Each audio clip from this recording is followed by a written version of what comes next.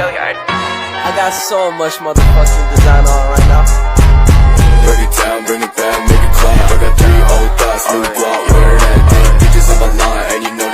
Assalamualaikum warahmatullahi wabarakatuh.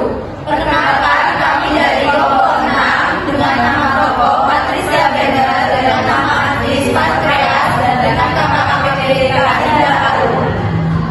Di sini kita akan melakukan video role play penyuluhan COVID-19. Saya Kristina Diva Suryani, NIM 23230310111129. Saya sebagai ambil. Saya Tatina Andara Aulia, NIM 232303101110. Saya sebagai Aulia.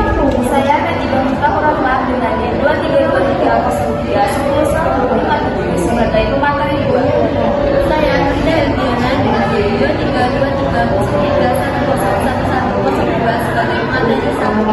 Saya Nurul Hidayah dengan NIM 232303101110 sebagai Aulia.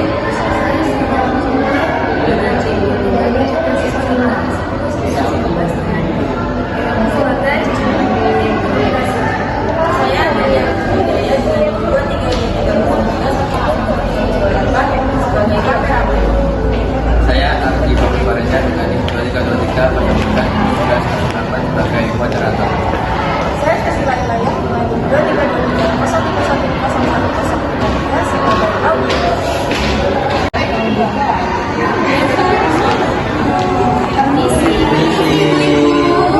Boleh kita waktu sebentar? Di sini kami dari mahasiswa Uber melakukan persiapan. Baik, di sini kami menjadi 3 sesi. Yang pertama itu pembukaan, yang kedua pemaparan materi, dan yang ketiga sesi tanya jawab. Kalau belum ngerti bisa tanya. Oke, bisa dimulai? Bisa. Nah, penyuluhan ini bertujuan untuk mengetahui gimana sih bahayanya COVID-19 terhadap kita dan keluarga-keluarga kita, dan gimana sih persebaran COVID-19. Bisa dimulai? Bisa. Baik ibu-ibu tahu nggak COVID-19 itu apa sih? Apa itu? Itu yang pernah viral pada masanya yang 2019 itu ya? 2019. Ya corona itu. Iya, corona. Yang dulu sempat lockdown ya, kita nggak keluar. Yang sekolah itu di lockdown sampai 2 tahun kan, yang awalnya dikira 2 minggu, betul nggak? Iya. Virus corona ini apa menyebabkan gangguan pada sistem apa sih? Tahu nggak ibu-ibu? Setahu saya itu sesak. Iya. Pada sistem pernafasan ibu-ibu ini menyebabkan sampai kematian. Kan banyak sih yang tahun-tahun sebelumnya itu rumah sakit terus itu tidak dibawa ke rumah ke mayatnya, langsung dimakamkan karena kita itu harus tidak boleh mendekati tapi harus menjauhi gitu. Baik, di sini COVID-19 ini ada seperti demam, nyeri tenggorokan, sakit kepala, sesak nafas, nyeri otot, bahkan ada yang kering. Itu yang berbahaya. Jadi juga saya ingin menjelaskan gimana sih cara menularkan COVID-19 itu. Yang pertama itu tidak sengaja mencicipi mudah dan bersin atau batuk dari si penderita COVID-19 itu. Dan yang kedua adalah memegang mulut atau hidung tanpa mencuci tangan terlebih dahulu. Kita kan nggak tahu tadi kita habis memegang apa ya, siapa tahu kan ada penderita COVID misalkan memegang pintu atau apa, kita nggak tahu. Nah itu bisa menyebabkan kita juga tertular COVID gitu. Jadi kita itu harus menghindari ibu-ibu. Harus iya. Dan untuk yang kedua itu misalkan ya ada temennya yang mungkin terkena COVID terus berbagi makanan atau minuman, nah itu harus hati-hati karena ada juga COVID yang gejalanya itu tidak atau belum terlihat.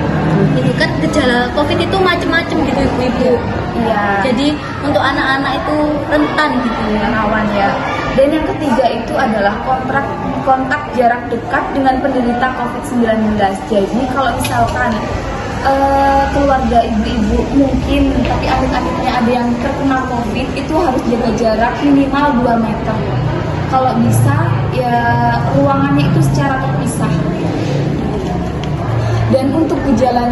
Jadi itu seperti yang sudah Kak materi tadi jelaskan, Seperti kayak demam gitu. Jadi kalau misalkan demam, dulu kan kalau di COVID itu nggak berani dibawa langsung ke rumah sakit, jadi ditangani di rumah gitu. Soalnya kalau nggak isolasi dulu ya. iya bisa masuk ke ruang isolasi COVID. Iya. Untuk yang kedua itu batuk kering dulu. Nah, untuk yang batuk kering ini biasanya masih belum dengan gejala-gejala yang lain. Jadi masih kesadarannya itu masih belum kuat gitu. Jadi nggak tahu kalau misalkan saya itu COVID gitu. Nah, yang ketiga itu nyeri otot biasanya. Sakit Iya, begalin. Terus nyeri tenggorokan, sakit kepala, sesak nafas, dan bahkan hilang penciuman atau indera perasa. Jadi kalau ibu-ibu makan itu nggak ada rasanya gitu. Iya. Dan cara pencegahannya gimana sih? Apa Ada yang tahu nggak? kan banyak yang nyediain cuci tangan? Iya, Ya, betul. Itu tangan. kita harus rutin mencuci tangan. Kan kita nggak tahu kita habis kontak sama siapa aja, bersalaman sama siapa aja, itu kan bisa menyebabkan virus gitu. Dan kalau bisa mencuci tangan itu harus pakai sabun ya Bu, atau enggak pakai hand sanitizer. Yang kedua itu jangan menyentuh mata, mulut, hidung sebelum mencuci tangan, karena itu bisa resiko terkena COVID. Kalau bisa itu dihindari dulu ya ibu-ibu. Bertemu dengan banyak orang itu juga. Dan yang terakhir itu hindari pendekatan dengan orang-orang yang sedang sakit dengan batuk atau pilek. Jadi kalau misalkan teman-teman ibu atau tetangga ibu ada yang batuk, pilek, sakit, demam gitu, mungkin bisa jaga jarak terlebih dahulu. Baik, itu ya Bu, mungkin sedikit penjelasan dari kita tentang COVID-19. Apakah ada yang ditanyakan Bu tentang COVID-19? Kalau belum ngerti bisa silakan tanya.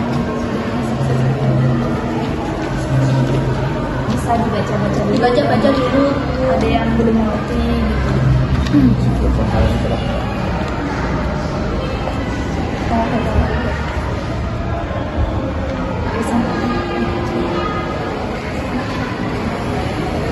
Kalau orang tua gitu biasanya juga rentan nggak terkena COVID. Iya, apalagi orang tua itu kan sudah Usia gitu kan. Jadi kayak rentan terkena kayak penyakit kan banyak sih dia kekebalan tubuhnya itu udah menurun gitu.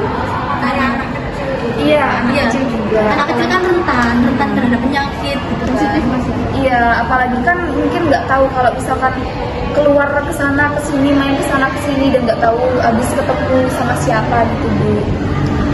Iya, apakah ada yang mau ditanyakan lagi? Iya, ini untuk solusinya gimana ya? Soalnya kan untuk penderita yang udah kena COVID gitu, masa cuma nunggu umur aja kan nggak mungkin gitu loh. Ada nggak solusinya untuk itu?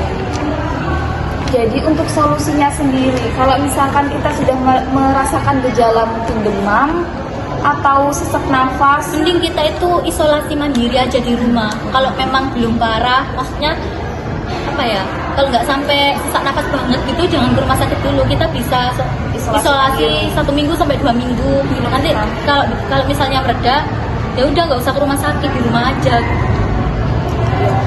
tapi kalau misalkan mungkin udah sampai sesak nafas yang parah ya Iya, Kak, ya, itu harus dibawa ke rumah sakit. Soalnya itu bisa menyebabkan kematian juga Iya, kan. harus membutuhkan pengobatan yang lebih lanjut. Jadi belum ada ya obatnya atau vaksinnya gitu untuk Kalau untuk vaksinnya itu udah ada. sampai dosis berapa? Sekarang ini dosis 3. Ya, Iya. baik. Apakah ada lagi yang ingin Ada ditanyakan? lagi?